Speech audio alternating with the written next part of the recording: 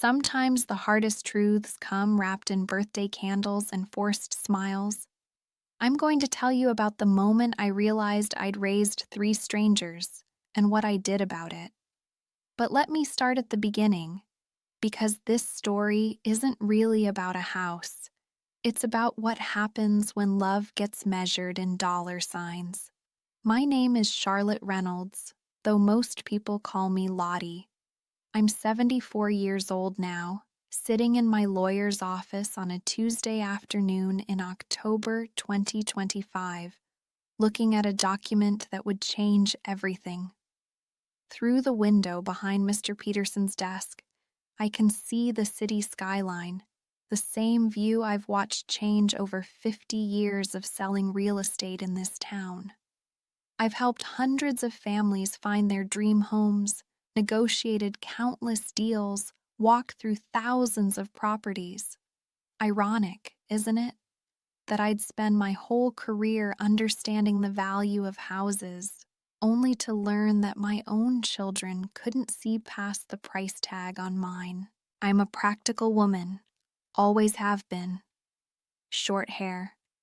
I keep it dyed a sensible chestnut brown because I'm vain enough to care, but practical enough to choose a color that doesn't require constant touch-ups. I wear my gold-rimmed glasses on a chain around my neck, and I've never been one for fussy clothes. My late husband Robert used to joke that I could negotiate a real estate deal in my sleep, that I had ice water in my veins when it came to business. But he knew the truth. I was soft as butter when it came to our family, especially our three children. The house in question is a Victorian beauty on Elm Street, right in the heart of downtown. Robert and I bought it in 1975 for $89,000, which seemed like a fortune back then. I remember walking through it for the first time, 7 months pregnant with Sarah, our first.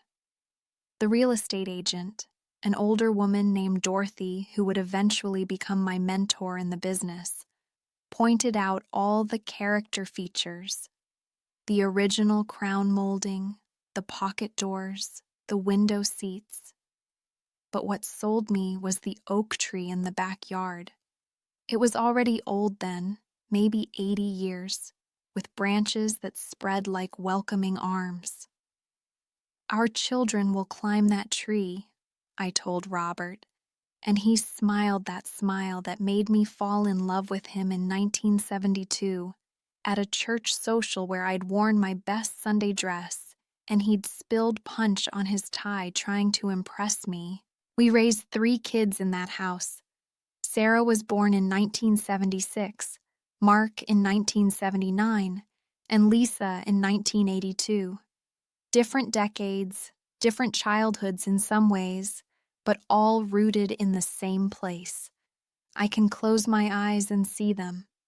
Sarah reading Nancy Drew books in the window seat, Mark building model airplanes at the kitchen table, Lisa doing cartwheels in the backyard, her braids flying. The house held birthday parties and Christmas mornings, first days of school and last days of summer. It held Robert's laughter and his final breath when cancer took him in 2019 in our bedroom upstairs, with morning light streaming through the lace curtains I'd hung 30 years earlier. After Robert died, the house felt too big and too small all at once. Too big for just me, too small to contain all the memories that pressed against its walls. But I couldn't leave. Where would I go?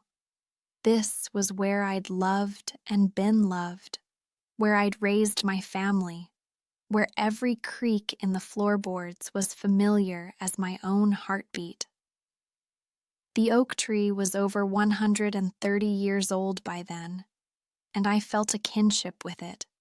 We'd both weathered storms, both stood firm, both provided shelter. My children were grown with their own lives by then.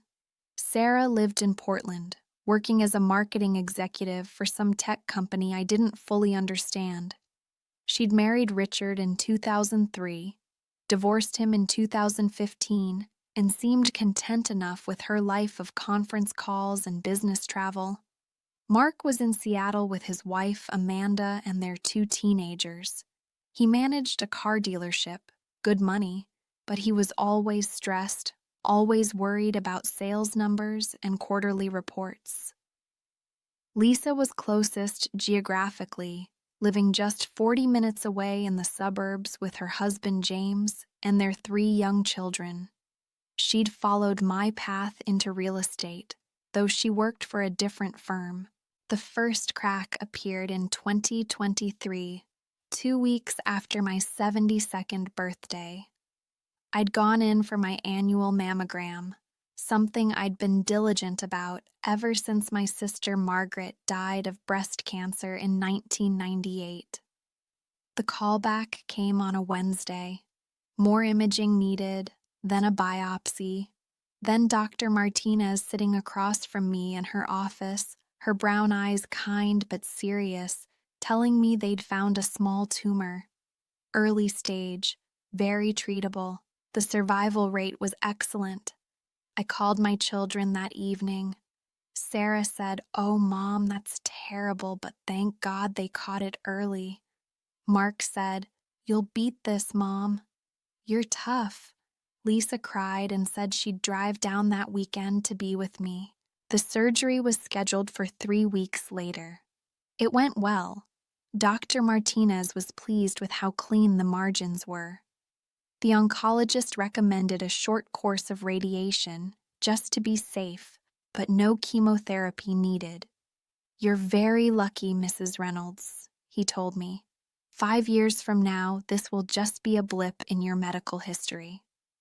I should have been relieved. I was relieved. But something shifted after that diagnosis, something I didn't recognize at first. My children started calling more often. At first, I was touched. Sarah phoned every Sunday instead of every other week. Mark sent flowers.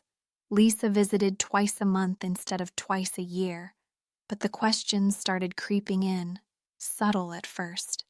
Sarah asked if I'd updated my will recently. Mark wondered if I'd thought about what I wanted to do with the big house eventually. Lisa suggested I might want to think about making things clear and fair for all of them. "Mom," Sarah said during one of our Sunday calls in early 2024, "you know we all love you and we want what's best. But have you thought about estate planning? It's important to have everything organized."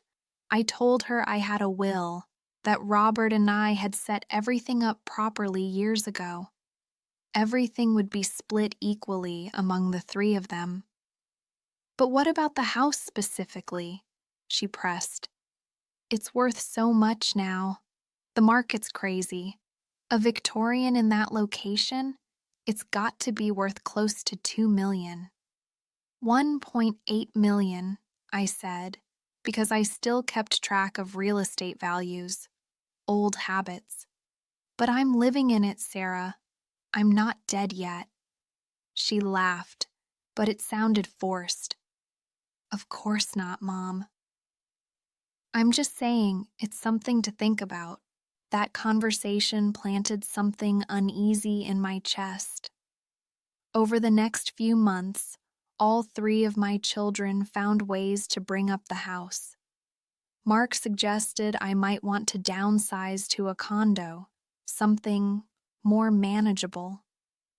Lisa asked if I'd ever considered putting the house in a trust, just to avoid probate issues. Sarah sent me articles about estate planning strategies. The radiation treatments finished in June 2024. Dr. Martinez declared me cancer-free. I should have been celebrating. Instead, I felt a growing dread every time my phone rang. It came to a head at my 73rd birthday party in November 2024. I'd decided to host it at the house, a proper family dinner like we used to have when Robert was alive. I spent 2 days cooking, pot roast the way Mark liked it, Sarah's favorite scalloped potatoes, Lisa's preferred chocolate cake. I set the dining room table with the good china, the set my mother had given me as a wedding present in 1973. They arrived within minutes of each other. Sarah with the expensive bottle of wine and a tight smile. Mark with Amanda and complaints about the traffic from Seattle. Lisa with James and the kids, who immediately ran shrieking through the house, touching everything with sticky fingers. Dinner started pleasantly enough. We talked about the grandchildren's activities, Mark's work stress, Sarah's latest business trip to San Francisco. I felt hopeful. Maybe I'd been wrong to worry. Maybe this was just my family together, celebrating. Then, as I was cutting the cake, before I'd even blown out the candles, Sarah cleared her throat.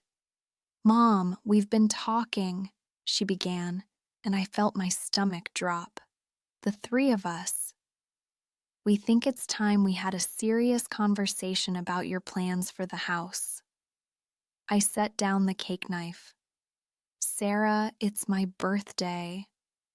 "I know, and that's exactly why we should talk about it," Mark jumped in. "You're 73 now. You're not getting any younger, and—" "Thanks for the reminder," I said dryly. "That's not what I mean," Mark continued, his voice rising slightly. "I mean it's irresponsible not to have a clear plan. This house is a massive asset, and there are tax implications, and I'm the oldest," Sarah interrupted. "Traditionally, the family home goes to the eldest child." "That's how it's done." I stared at my daughter. "Traditionally?" Lisa's husband, James, shifted uncomfortably.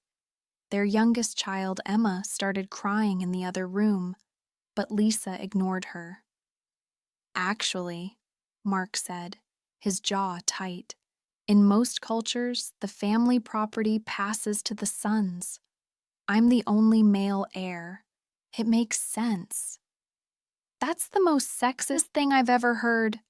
Sarah's voice went sharp. "This isn't the 1950s, Mark.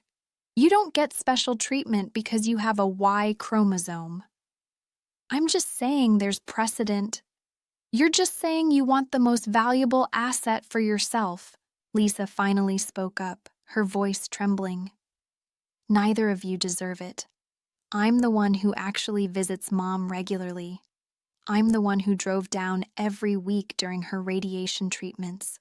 Where were you two? Sarah, you were too busy with your career. And Mark, you couldn't be bothered to fly down more than twice." "That's not fair," Mark shot back. "I have a business to run. I can't just drop everything." "But you can drop everything to fight over an inheritance from someone who isn't even dead yet?" Lisa's voice cracked. I sat there, frozen, watching my 3 children, grown adults with their own children, their own lives, squabbling like toddlers over a toy. "Mom," Sarah turned to me, her eyes hard. "You need to make a decision. Today. We need to know what the plan is so we can plan our own finances accordingly. It's only fair." "Fair?" I repeated. "Yes, fair." Mark slammed his hand on the table, making the china rattle. "We deserve to know what's going to happen. This house is our inheritance. We've earned it just by being your children." That word, earned, hit me like a slap. I looked at Mark, really looked at him, and saw a stranger. A middle-aged man with Robert's eyes but none of his kindness, demanding something from me as if it were his right. "I told you I love you the most," Lisa said to me, tears streaming down her face now. "Remember? When I was little, you told me I was your special girl. Doesn't that mean anything? Doesn't that mean the house should be mine?" The room fell silent except for Emma's continued crying from the other room. No one went to comfort her. I stood up slowly, my hands shaking slightly as I braced them on the table. I looked at each of my children in turn. Sarah with her designer suit and her calculating eyes. Mark with his flushed face and clenched fists. Lisa with her tears that I suddenly recognized as manipulation rather than genuine emotion. "The party is over," I said quietly. "I want all of you to leave. Now." "Mom," Sarah started. "Now." They left, taking their spouses and children with them in a flurry of protests and slammed doors. I stood in my dining room, looking at the untouched birthday cake, the good china, the pot roast getting cold on the table. I walked to the window and looked out at my oak tree, its bare November branches stark against the darkening sky. I didn't cry. I was too shocked for tears. Instead, I sat down in Robert's old armchair. I'd kept it in the living room, unable to give it away, and tried to understand what had just happened. When had my children become these people? Had they always been this way, and I'd been too blind to see it? Or had I somehow failed them, raised them to believe that money and property mattered more than love and family? I spent that night going through photo albums. Sarah at 5, gap-toothed and grinning, showing me the seashells she'd collected at the beach. Mark at 8, so proud of the birdhouse he'd built in woodshop class. Lisa at 10, snuggled next to me on the couch, reading together. Where had those children gone? When had they disappeared, replaced by these grasping, greedy strangers? The next morning, I called my lawyer, Harold Peterson. I'd known Harold for 30 years, since he was a junior attorney handling my first real estate transaction as an agent. He was semi-retired now, but still kept a small practice. "Harold," I said, "I need to make some changes to my will." He scheduled me for the following week. I spent those days thinking, planning, and coming to terms with a truth that broke my heart. My children didn't love me anymore. Maybe they had once, genuinely, back when they were young, and I was just mom, not a woman with valuable assets. But somewhere along the way, I'd become a means to an end, a bank account with a heartbeat, an obstacle standing between them and $1.8 million. In Harold's office that following Tuesday, I laid out exactly what I wanted. He listened without interruption, though his eyebrows rose slightly when I told him about the birthday party. "Are you sure about this, Lottie?" he asked when I finished. It's a significant decision. I've never been more sure of anything in my life," I told him, "except marrying Robert and having my children in the first place. Though I'm questioning my judgment on that second one." "You have every right to do whatever you want with your property," Harold said carefully. "But have you considered that they might contest this? They could argue diminished capacity, undue influence." I laughed, sharp and bitter. "Harold, I just survived cancer. My mind is perfectly clear, and the only people who've tried to influence me are my children, trying to influence me to give them the house." He nodded slowly. "All right. Let's draft the new will." For the next week, I did something I'd been avoiding for years. I really looked at my relationship with each of my children. Sarah called me 5 times that week. Not once did she ask how I was feeling. Every conversation circled back to, "Mom, about what I said at your birthday, I think we should talk." Translation: I want to make sure I'm still getting my share. Mark sent an email, not even a phone call, saying that he'd spoken with a financial advisor and they'd determined that the fairest solution would be to sell the house and split the proceeds 3 ways, with me moving to a nice assisted living facility. I was 73 and cancer-free, not incapacitated. Lisa showed up unannounced one afternoon with her children. I watched through the window as she took photos of the house from different angles. When I opened the door, she hugged me and said, "I just wanted the kids to see Grandma's house, for memories." But I saw her calculating eyes measuring the crown molding, assessing the original hardwood floors. None of them loved me. Not really. They loved what I represented: inheritance, property value, financial security. I was a retirement plan with a pulse. I thought about Robert during those days. What would he say? He'd always been more optimistic than me, always seeing the best in people. But even Robert, with his generous heart, would have been horrified by our children's behavior. We'd raised them to be kind, to be grateful, to understand that family mattered more than money. Somewhere, we'd failed, or maybe we'd succeeded too well, given them so much that they'd come to expect it, to feel entitled to more. The irony wasn't lost on me. I'd spent 40 years in real estate, teaching people that a house was the biggest investment of their lives, that property was security and stability and future wealth.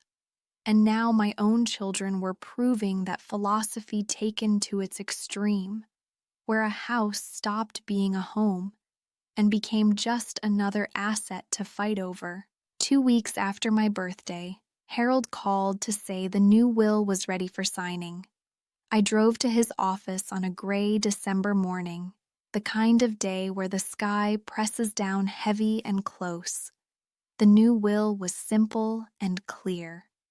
The house, my beautiful Victorian with its oak tree and its memories, would be donated to Harmony House, a local homeless shelter I'd volunteered at occasionally over the years.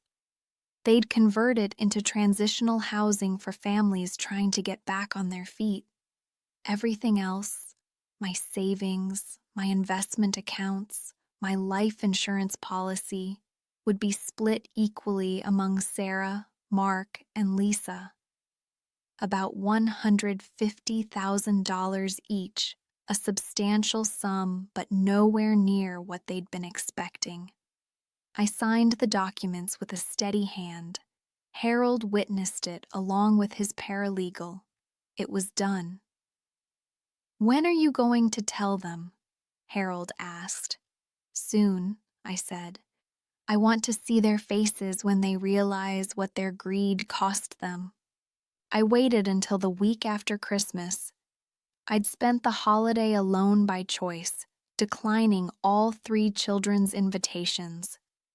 Sarah wanted me to fly to Portland. Mark invited me to Seattle. Lisa begged me to come to her house. I told all of them I wasn't feeling well, that I needed rest. It wasn't entirely a lie. I was sick at heart, sick of pretending. On December 28th, I sent each of them an email. They preferred email for efficiency, after all, asking them to come to the house on January 2nd, 2025 at 2 p.m. "I've made a decision about my estate," I wrote, "and I want to tell you all in person." They all agreed immediately. I imagine they spent the days beforehand nervously strategizing, wondering which of them I'd chosen, rehearsing their gracious acceptance speeches or their devastated protests. That January afternoon was cold and clear.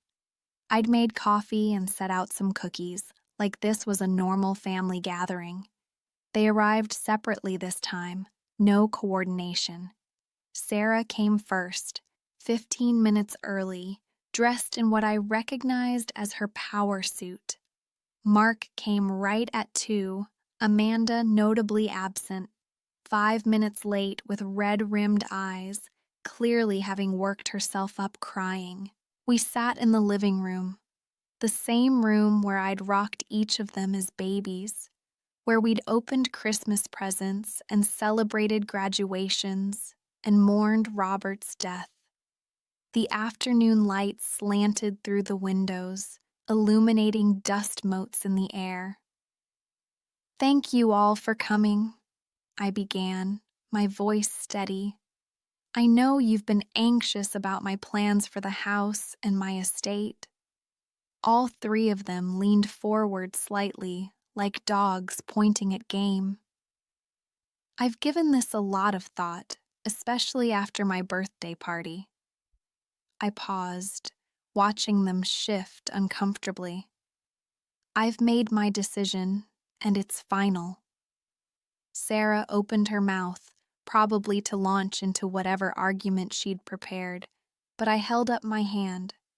"The house," I said clearly, "will be donated to Harmony House Homeless Shelter upon my death. It will be converted into transitional housing for homeless families." The silence was absolute. I could hear the old clock on the mantel ticking, the same clock that had marked time through 50 years of life in this house. "What?" Mark said finally, his voice strangled. "You heard me correctly.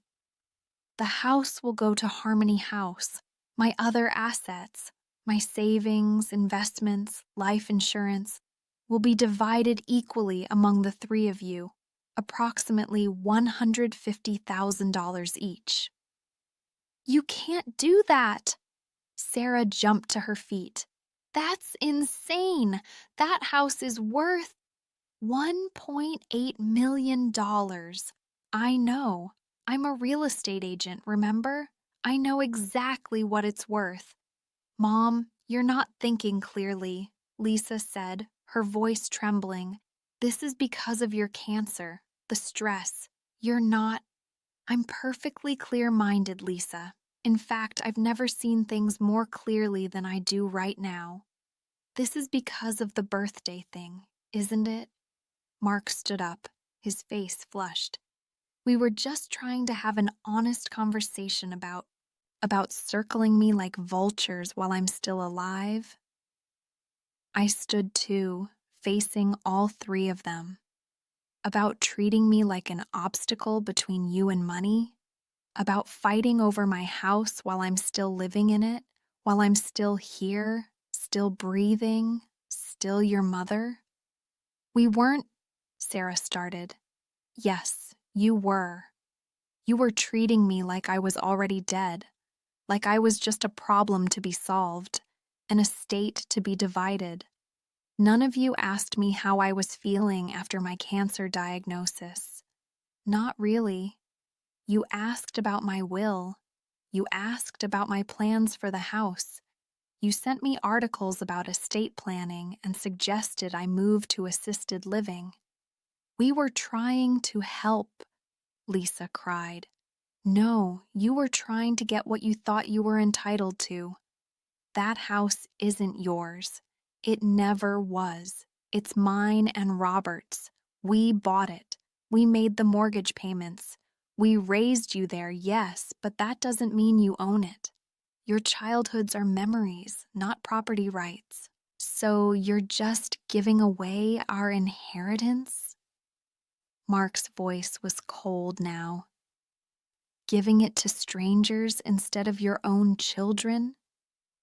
Those strangers need a home. My children have homes. My children have jobs and families and security. What do you need a $1.8 million house for, Mark? To sell it and split the money? To fight over who gets to live in it? To brag to your friends about inheriting valuable real estate?" None of them had an answer. "I gave you life," I continued, my voice breaking slightly now despite my best efforts to stay calm. "I gave you love. I gave you education. Your father and I sacrificed so you could have better lives than we did. We paid for your colleges, helped with your first cars, gave you down payments on your first houses. We gave you everything we had, everything except this house, which we needed to live in ourselves. You told me you loved me most, Lisa whispered. When I was little, I told all of you that you were special, I said gently, because you were. You all were. Each of you was my special child in your own way. But Lisa, love isn't a currency you can trade for real estate. Loving you doesn't mean I owe you this house. We're your children, Sarah said. And for the first time, I heard actual hurt in her voice beneath the anger. We're your family. Then act like it, I said simply. Act like you care about me as a person, not as a bank account. Act like you're glad I survived cancer instead of calculating how long you'll have to wait for your inheritance. Act like family. The silence stretched out, painful and complete. This decision is final, I said. The will is signed and witnessed. You can contest it if you want, but Harold assures me it's airtight. I'm of sound mind.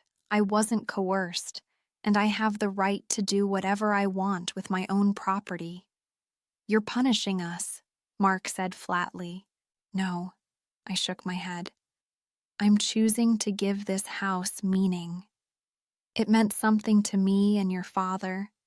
It was where we built our life, raised our family, grew old together.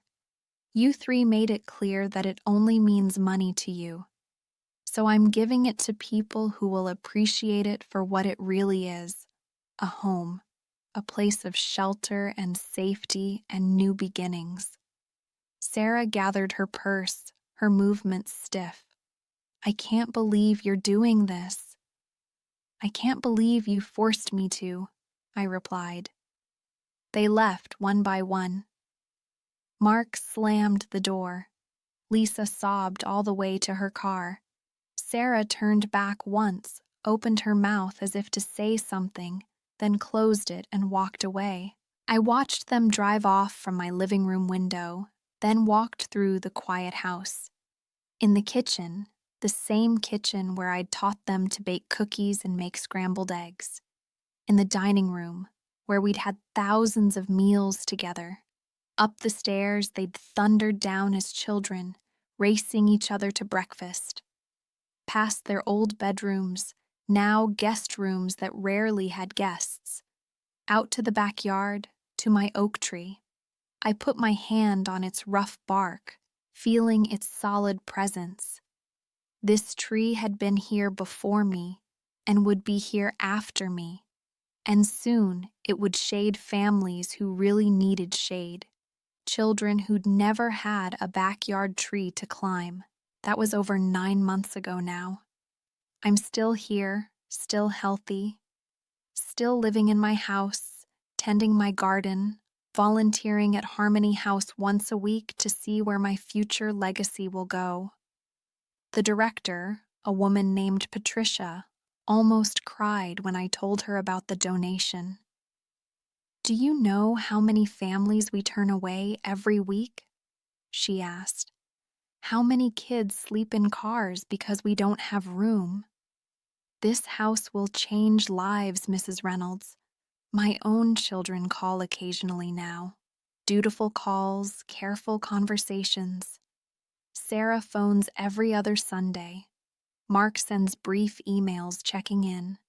Lisa visits once a month, bringing the grandchildren, and we're polite to each other, distant and formal as strangers at a tea party.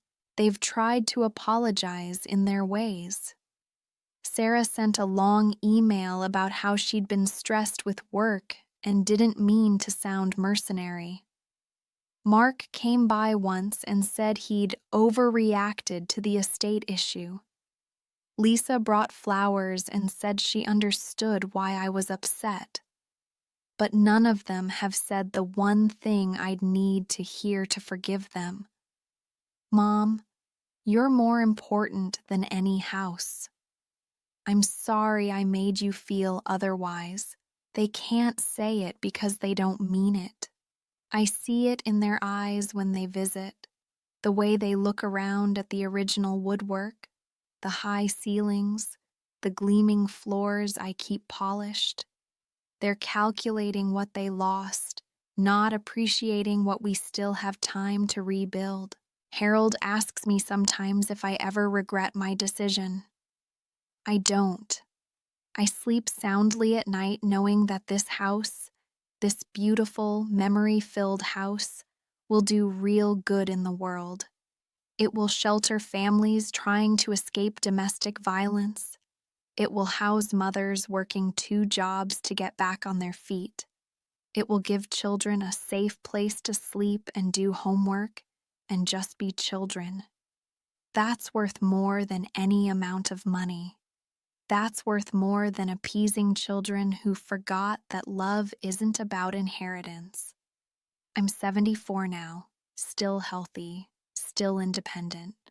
I walk every morning, tend my garden, have coffee with my friend Margaret on Tuesdays. I volunteer at Harmony House, getting to know the families who will someday benefit from my decision. There's a little girl there named Sophie who reminds me of Lisa at that age, before Lisa learned to see dollar signs instead of people. The cancer hasn't come back. Dr. Martinez says my 5-year prognosis is excellent. I might have another decade or 2 in this house, and I intend to enjoy every minute of it. Every creak in the floorboards, every ray of sunshine through the windows, every autumn leaf from my oak tree. These are my moments, my memories, and they can't be divided up and distributed like assets in a will. I've learned something in these past 2 years, something I wish I'd understood earlier. You can give people everything and they'll still want more. You can love them unconditionally and they'll still attach conditions. You can raise them right and they'll still make wrong choices. But you can't control any of that.